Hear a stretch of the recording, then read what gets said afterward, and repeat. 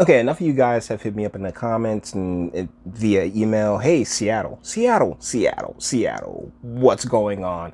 I've gotten this article from My Northwest, and it's written by Nick Bowman.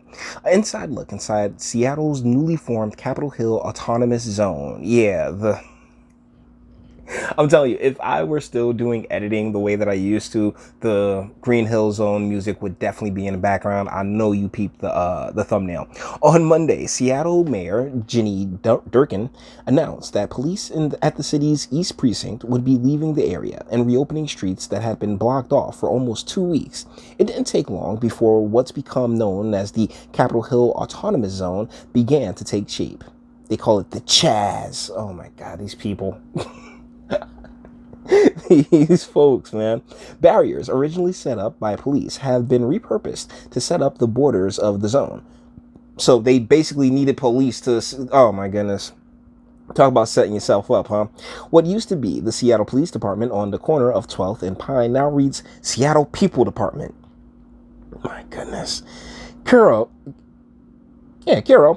Radio's Hannah Scott and Nicole Jennings spent time in the CHAZ Tuesday, watching for hours as a hundred or so people began setting up tents, putting up signs, and preparing to set up camp as part of their ongoing protest against police brutality. Oh my God. I mean, every time it's just always like you ran the police off. So, I mean, who's there to brutalize you now? It was a really energetic day. It was very peaceful, Hannah reported. Really, a whole different vibe than I'd seen the other nights. I've been there, a very peaceful experience, almost like a street fair, honestly. Oh, golly. Like, why am I reminded of the episode of South Park where they let the hippie jam go off, and Carmen was like, "Yo, they're just gonna set up shop and take over the town," and now. Oh my goodness. This really does feel like that. Reporting early in the afternoon, Nicole also described free food and medical aid available for demonstrators on every corner. Some food and supplies were also distributed to the homeless population in the surrounding area. And what I heard was that what I saw on Twitter was that the the homeless came through and just ransacked the food. Oh my goodness. So these are the streets surrounding the East Precinct, now known by protesters as Capitol Hill Free Zone, are free of cars and police. Stands with food and medical aid are on every corner, along with tents for protesters who spend the night. Yes, this is the dream. This is the dream. I don't have to shave my underarm. I'm not gonna conform to society. Oh my goodness. Later on in the night, a projector screen was set up and the crowd gathered to watch Ava DuVernay. Oh my God. Ava DuVernay's documentary on systemic racism in the U.S. prison systems. 13th. News of that even reached DuVernay herself, who gave the group a shout out on Twitter. Of course she did. Of course she did. Oh my goodness. Okay. Run with me to Twitter right quick.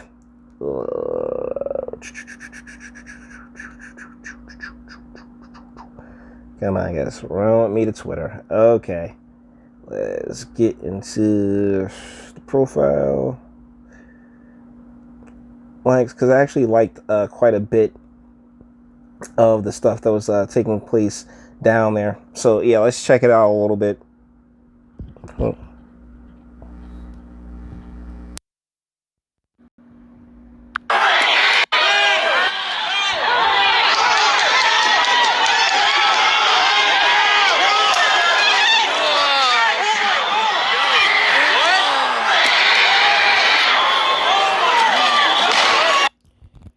Yeah, super peaceful.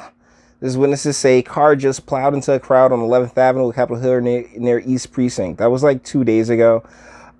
They retreated, and some expected chaos. Instead, here's new autonomous zone with free food. That's the whole thing. Good morning to the Seattle Capitol Hill Autonomous Zone. You're entering Capitol Hill. Oh my goodness, such visuals. Not visuals, but vigils. Vigils. This is apparently where it is here. They've taken their own little portion of the sound. Let's see if they expand, huh? You think it's going? You think they're going to expand? You think it's going to be a big thing? Oh, seriously? There it is. Okay. Yeah, I was watching some Family Guy, some American Dad. Either way. Okay, so all in all, the goal from the protester station there is to prove that with the police no longer occupying the East Precinct, the community can operate on its own. Their position is that they can take care of themselves, Hannah said.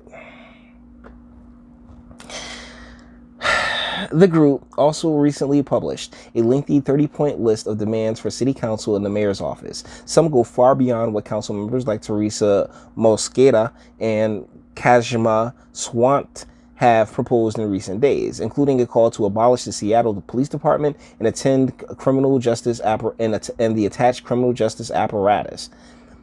So basically, it'll be like Arkham was, and I think it was that the Black Knight or yeah, I think it was the Dark Knight, where they were just throwing the accused in front of their kangaroo courts.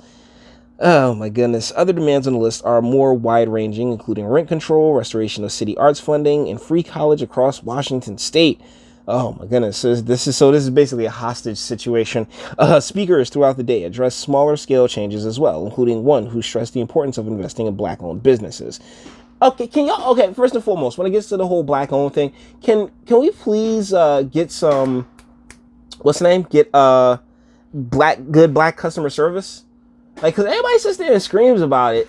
Oh, black owned, black owned. Have you been to a black owned business? I mean, the customer service leaves a lot to the imagination. It's unclear how long the Capitol Hill Autonomous Zone will be allowed to remain in the area around the 12th and Pine, or even how long police plan to stay out of the East Precinct. In the meantime, though, the crowd appears hunkered down for the long run. Yeah, we'll see.